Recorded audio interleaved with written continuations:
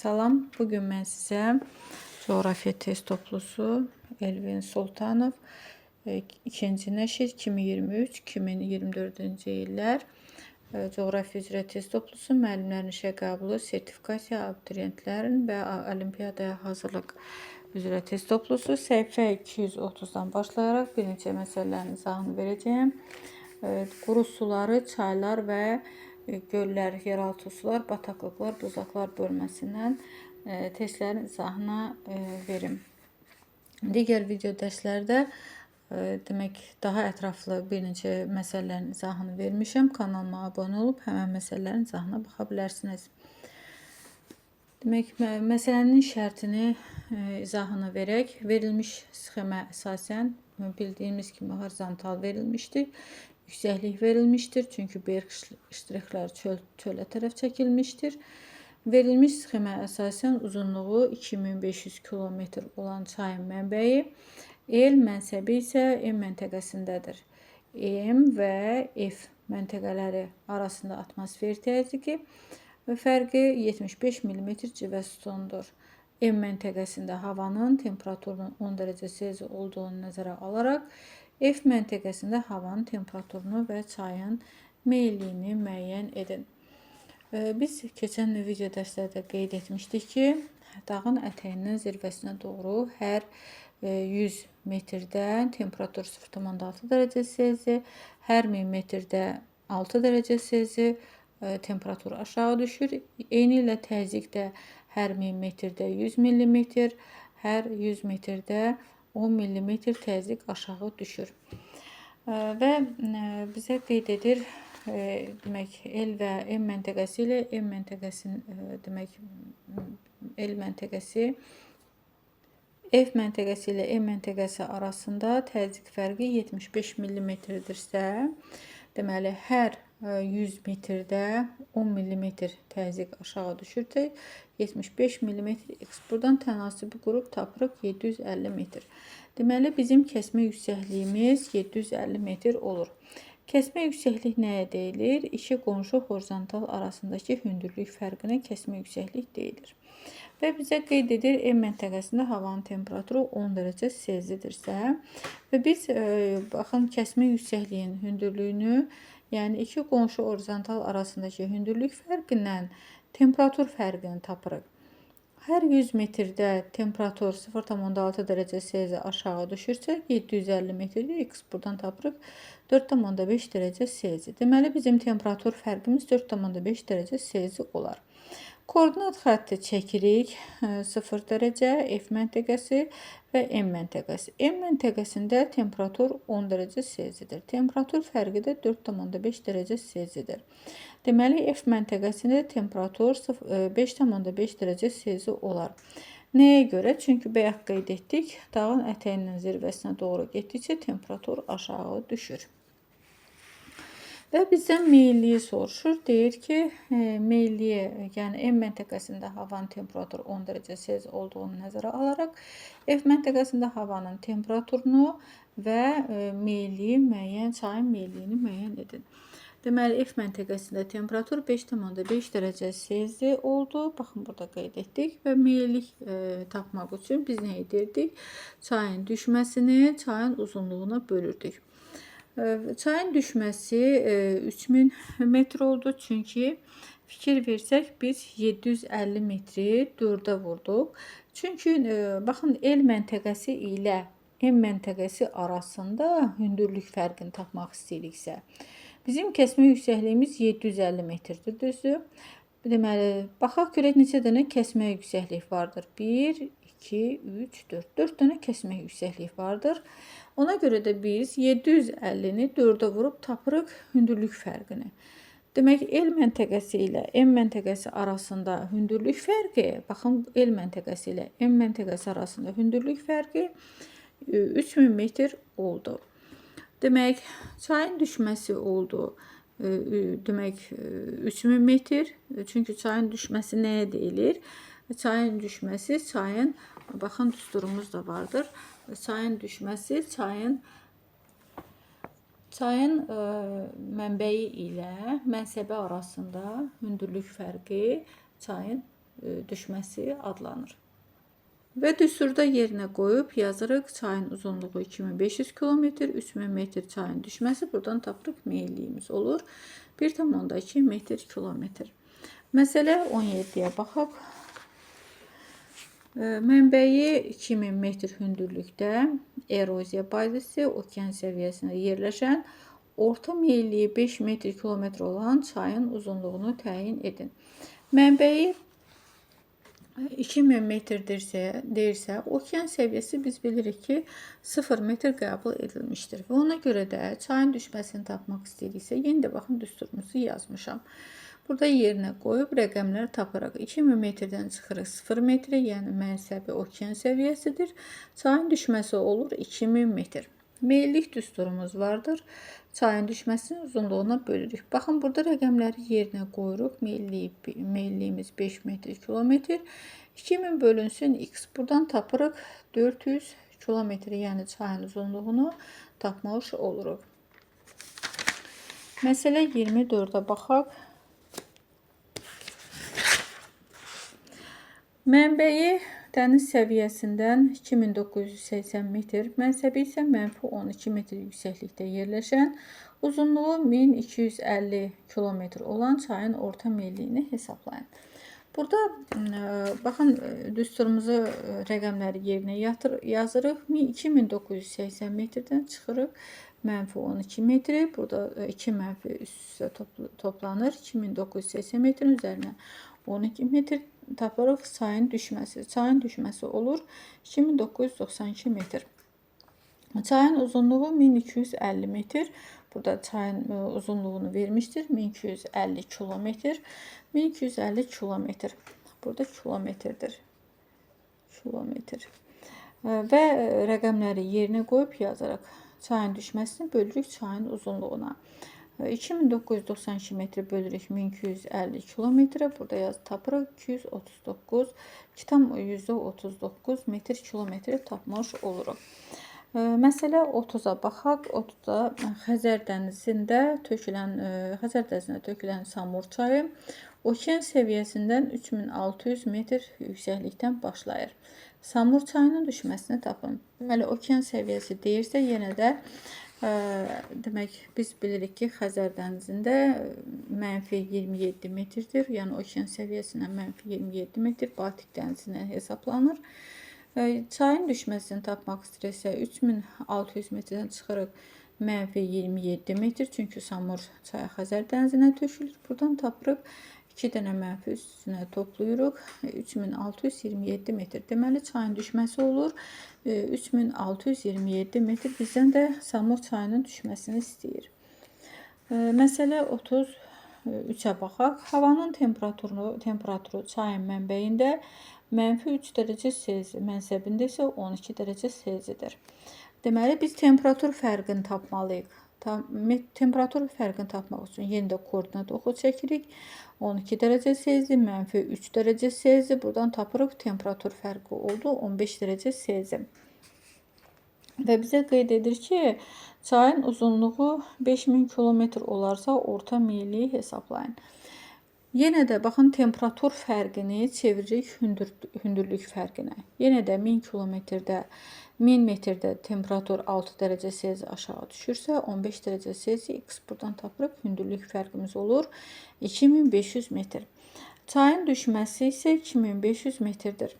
Və uzunluğu 5000 kilometrdir. Rəqəmləri yerinə yazıb buradan 2500 metr bölürük 2500 metr bölürük 5000 kilometr tapırıq 0,5 metr kilometr. Yəni çayın meyilliyini tapmaq oluruq. Məsələ 41-ə baxaq.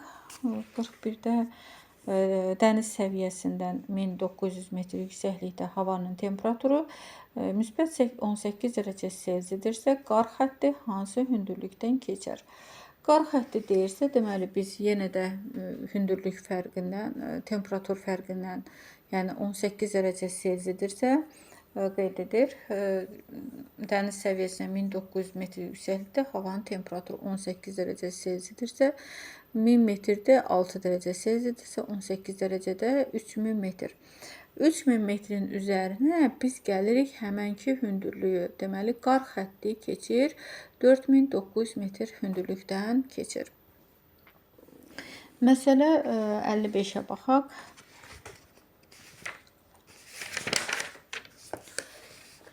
Kür çayının mənbəyinin hündürlüyü 2740 metr, mənsəbinin hündürlüyü -27 metr, uzunluğu 1515 kilometr olarsa, çayın düşməsini orta meyilliyini təyin edin.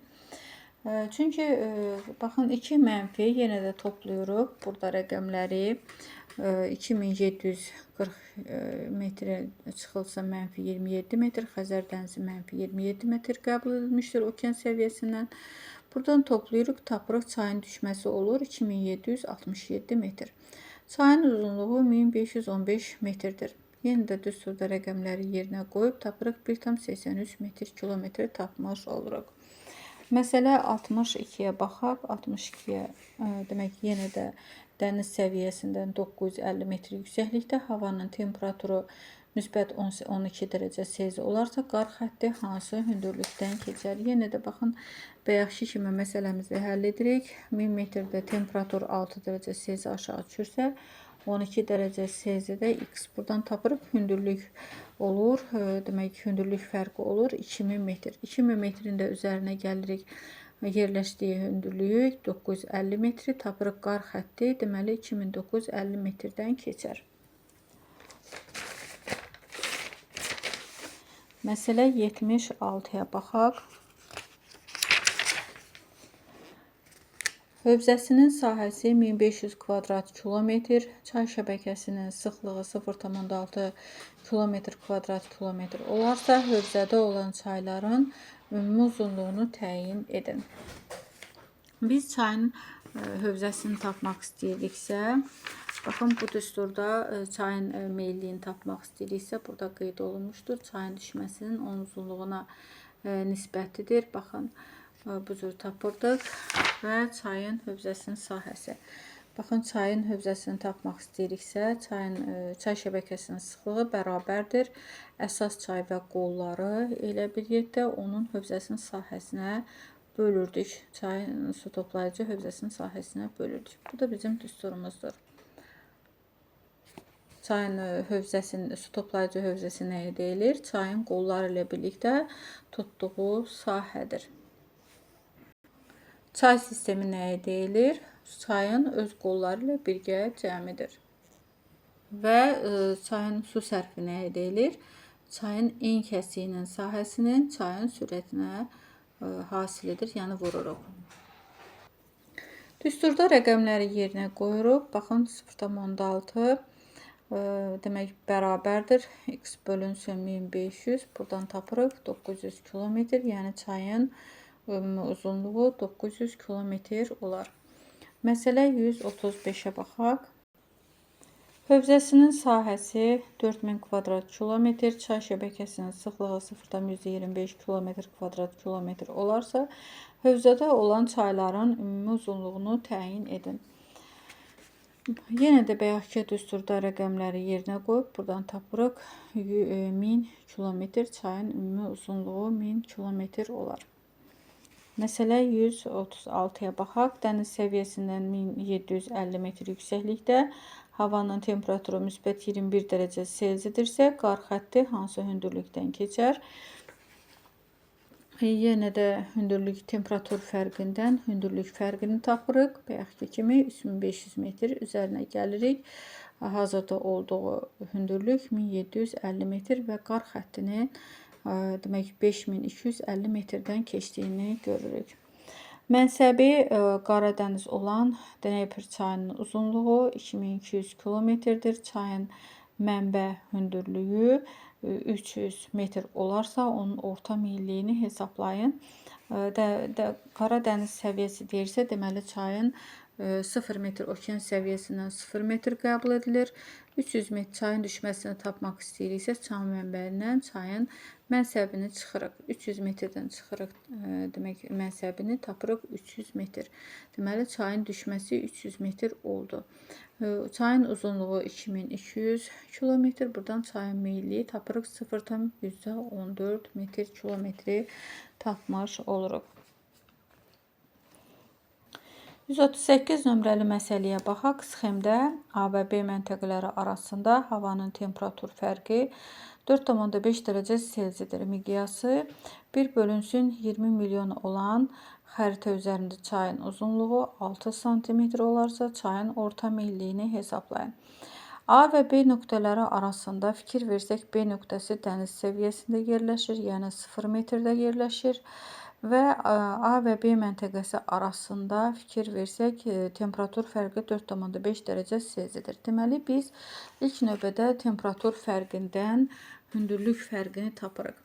Yenə də tənasibi qururuq. Baxın, 1000 metrdə temperatur 6 dərəcə Selsi aşağı düşürsə, temperatur 4,5 dərəcə Selsi, yəni 750 metrdə temperatur 4,5 dərəcə Selsi aşağı düşər. Yəni, hündürlük fərqimiz oldu 750 metr. A və B məntəqəsi arasında baxın 1, 2, 3 dənə kəsmə yüksəklik vardır. Ona görə də biz bölürük 3-ə. Yəni hündürlük fərqini 3-ə bölüb tapırıq kəsmə yüksəkliyi. Kəsmə yüksəkliyimizin hündürlüyü oldu 250 metr. Və bizə miqyas verilmişdir. Biz ədədin miqyası izahlı miqyasa çevirmək üçün baxın, demək ki, 100 minə bölürdük. 20 milyonu 100 minə böləndə 1 santimetrdə 200 kilometr edər. Və xəritədəki məsafəmiz 6 santimetrdir. Həqiqi məsafəmizi tapmaq istəyiriksə, xəritədəki məsafəni vururuq, demək, miqyasa vururuq. Miqyası xəritədəki məsafəyə vurub tapırıq 1200 kilometri tapmış oluruq. Deməli, həqiqi məsafəmiz 1200 kilometr. Və fikir versək, C və B məntəqəsi arasında, fikir verin, C və B məntəqəsi arasında çayın uzunluğunu tapmaq istəyiriksə, baxaq görək neçə dənə kəsmə yüksəkliyi vardır.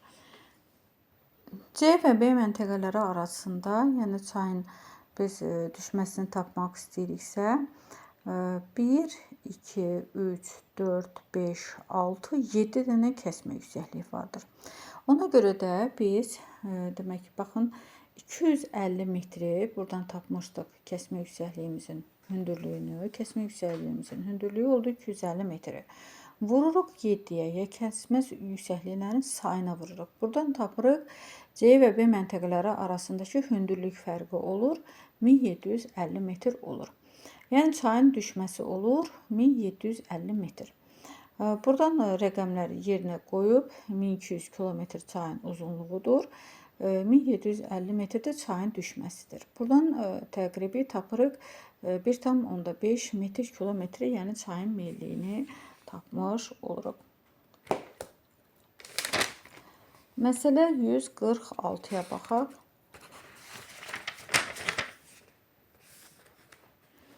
Çayın qollarının demək uzunluqları cəmi əsas çayın 12%-ni təşkil edir.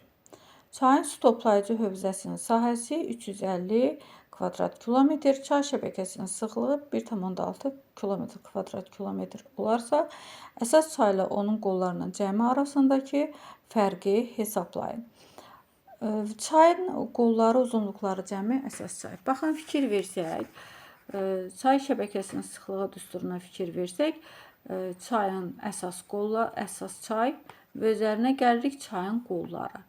Deməli, bizim əsas çayımız, baxın, əsas çayımız və üzərinə gəlirik çayın qolları. Əvvəlcə biz nə edirik? Düsturumuzda rəqəmləri yerinə qoyub, bayaqları tapmaq istədiyimiz, baxın, çayın sıxlığı bərabərdir. Çayın, demək, hövzəsinin sahəsi oldu 350 kvadrat kilometr. Çayın sıxlığı oldu 1,6 kilometr kvadrat kilometr. Burada da çayın əsas çay və qolları ilə bir yerdə cəmi. Yəni, ümumi uzunluq bərabərdir. Tənlikdə rəqəmləri yerinə qoyub tapdıq 560 kilometr. və əsas çay üzərinə gəlirik. Qolları bərabərdir 506 kilometr. Burada tənlik formasında həll edirik. Üzərinə gəlirik. Əsas çay üzərinə gəlirik. Qeyd edir ki 12%. 12% deyirsə, deməli biz 100-ə bölüb tapırıq 0,12x yazırıq. Tapırıq 560. Buradan birin, baxın buradan x-in əvvəlində 1 olur. 1-in üzərinə gəlirik. 0,12-ni tapırıq 1,12x. Buradan tapırıq 500 kilometr. Deməli, əsas çayın uzunluğu oldu 500 kilometr. Qollarının uzunluqları isə 60 kilometr. Deməli, ümumi uzunluqdan çıxırıq əsas çayın uzunluğunu, tapırıq qolların uzunluğu. Qolların uzunluğu oldu 60 kilometr. Deməli, əsas çaydan çıxırıq qolların uzunluğunu, tapırıq fərqi. Fərqi olur 440 kilometr olar. Sonra məsələ 157-yə baxaq. 149-a fikir verək. 149. A və B çaylarının meyillikləri bir-birinə bərabər olub 0,6 metr/kilometrdir. Çayların ümumi uzunluqları cəmi 3240 kilometr, nisbətləri isə 2/1 olarsa, bu çayların düşmələri arasındakı fərqi tapın. Yenə də meyillik verilmişdir, ümumi uzunluq verilmişdir. Baxın, burada qeyd olunmuşdur. Və əgər baxın, nisbət 2-nin 1-ədirsə, deməli biz 3240 metri bölürük 3-ə, tapırıq 1080 metri. Əvvəlcə 2-yə vururuq 1080 metri, 2160 metr. Bu oldu birinci çayın ümumi uzunluğu. Sonra 1080 metr vururuq 1-ə, buradan tapırıq 1080 metr. Bu da oldu ikinci çayın ümumi uzunluğu. Və bizdən meyillik verilmişdir. Qeyd edir ki, meyillikləri bir-birinə bərabər olub 0,6 metr/kilometrdir. Əvvəlcə birinci çayda rəqəmləri yerinə qoyuruq düsturumuzda. Deməli 0,6 demək bərabərdir. X bölünsün 2160. Buradan tapırıq çayın demək 1296 metri. Və sonra ikincidə yenə də rəqəmləri yerinə qoyub tapırıq 648 metri. Və bizə qeyd edir ki, bu çayların düşmələri arasındakı fərqi tapan. Demək, meyillik bərabərdir çayın düşməsi bölünsün çayın uzunluğuna. Əvvəlcə birinci çayı tapırıq, sonra ikinci çayı tapırıq. Birinci çayda düşmə oldu, çayın düşməsi oldu 1296 metr. İkinci çayda oldu 648 metr. Və deyir ki, bu çayların düşmələri arasındakı fərq 1296 metrdən çıxırıq 648 metri, tapırıq 648 metr. Deməli, fərqi, bu çayların düşmələri arasındakı fərq 648 metr olar. Məsələ 157-yə baxaq. 157-də nə deyir? A çayının mənbəyində atmosfer təzyiqi 782 mm civə sütunun nisbətində 560 mm civə sütundur. Meyilliyi 1,5 metr/kilometr olan bu çayın qolunun uzunluğu A çayının uzunluğunun üstdəki hissəsinə bərabər olarsa, çayların uzunluqları arasındakı fərqi hesablayın. Biz təzyiq fərqindən demək, buradan tapırıq təzyiq fərqimiz olur 222 mm civə sütununa bərabərdir. Buradan biz hündürlük fərqini tapırıq 2220 metr hündürlük fərqimiz olur.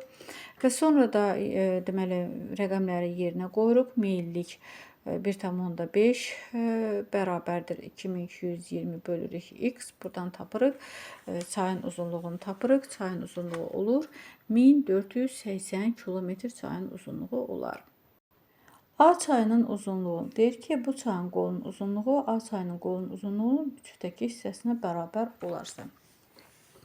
Üçdəki hissəsini tapırıq. Əgər 1450 kilometr çayın ümumi uzunluğu oldu. 1480 kilometr. Baxın, buradan tapırıq 80 kilometr. 3'də 3. Buradan 3'də 2-ni tapmaq istəyiriksə tənasüb qurub tapırıq. 986,6 kilometr tapmış oluruq. Deməli, biz çıxırıq demək digər qolları, demək 1480 metrdən çıxırıq 986,6-nı tapırıq 493,4 kilometr. Deməli, çayların uzunluqları arasındakı fərq 493,4 kilometr olar.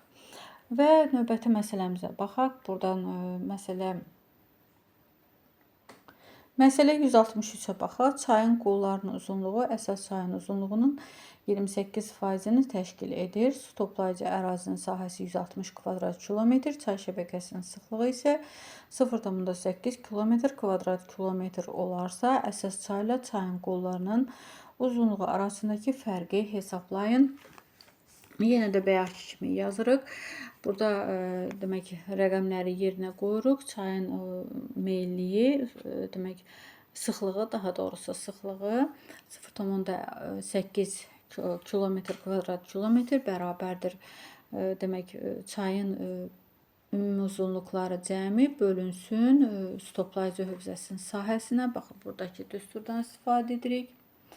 Və buradan tapırıq 128 kilometr tapmış oluruq. Və əgər əsas çay və onun qolları bir yerdə 128 kilometrdirsə, buradan 28% qeyd edir, 28% təşkil edir. Əsas çayın uzunluğunun 28%-ni təşkil edir. Əsas çay və üzərinə gəlirik 0,25x. Tapırıq 128. Buradan tapırıq 100 kilometr. Deməli, əsas çayın uzunluğu oldu 100 kilometr. 0,28 vurulsun x. Yəni ki, indi biz digər qolların demək uzunluğunu bilmək istəyiriksə, rəqəmləri yerinə qoyub tapırıq 100-ü vururuq 0,28-ə, tapırıq 28 kilometr. Deməli, qolların uzunluğu oldu 28 kilometr. Əsas çay 100 kilometr, çıxılsın qolların uzunluğu 28 kilometr. Buradan tapırıq fərqi 72 kilometri tapmış oluruq. Məsələ 164-ə baxaq. Çayın mənsəbinin mütləq hündürlüyü mənbəyinin mütləq hündürlüyündən 3 dəfə azdır.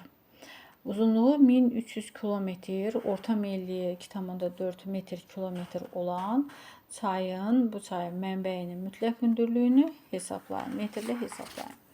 Yenə də baxın, rəqəmləri yerinə qoyuruq. Demək, orta meyillik 2,4 metr-kilometr bərabərdir. Düşməni bölürük, çayın düşməsini bölürük çayın uzunluğuna. Buradan rəqəmləri yerinə qoyduq, tapdıq. Çayın düşməsi oldu 3120 metr. Çayın düşməsi nəyə deyilir? Çayın mənbəyindən çıxırıq çayın mənsəbinə.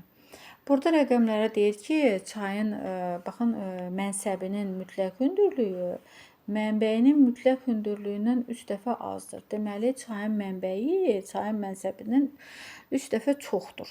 Yəni, mənbəyi çayın mənsəbindən 3 dəfə çoxdursa, baxın, tənlik qururuq. 3120 bərabərdir 3x çıxılsın x. Yəni, çayın mənsəbi. Çayın mənbəyi, çayın mənsəbi. Buradan tapırıq, rəqəmləri yerinə qoyub tapırıq çayın mənsəbi olur 1560 metr. Burada yazmışam, qeyd etmişəm. Çayın mənsəbinin hündürlüyü olur 1560 metr. İndi çayın mənbəyini tapmaq istəyirik. Çayın mənbəyi, yəni 3x bərabərdir. 3-ü vururuq 1560 metrə, tapırıq çayın mənbəyinin hündürlüyü olur 4680 metr olar. Bizdən də çayın mənbəyinin mütləq hündürlüyünü soruşur. 4680 metrdir. Burada yazaq metr, yəni çayın mənbəyinin hündürlüyü. Məsələ 167-yə baxaq. Sonuncu məsələmiz. Aşağıdakı şəkildə çayın mənbəyində, baxın, dəniz səviyyəsi verilmişdir. Dəniz səviyyəsi 0 metrdir. Çayın mənbəyi, baxın, mənsəbi. Və çayın mənbəyində atmosfer təzyiqi 360 mm civə sütundur. Əgər çayın mənbəyində 360 mm civə sütundursa, çayın mənsəbi dəniz səviyyəsində 0 metrdə təzyiq 760 mm civə sütunu qəbul edilir. Yəni, məsələ həllərində 760 mm civə sütundur. Çayın uzunluğunun 2000 kilometr olduğunu bilərək çayın orta meyilliyini hesablayın. Yenə də baxın tənli demək 760 mm-dən çıxırıq 360 mm tapırıq təzyiq fərqi. Təzyiq fərqi olur 400 mm. Yenə də 1000 metrdə təzyiq 100 mm aşağı düşürsə 400 mm x. Buradan tapırıq hündürlük fərqi. Hündürlük fərqi olur 4000 metr. Və yenə də rəqəmləri, yəni çayın düşməsi, mənbə ilə mənsəb arasında hündürlük fərqi çayın düşməsidir. Buradan rəqəmləri yerinə qoyub tapırıq. Meyilli olur 2 metr kilometr olar. Və sonuncu məsələmizi burada qeyd etdik.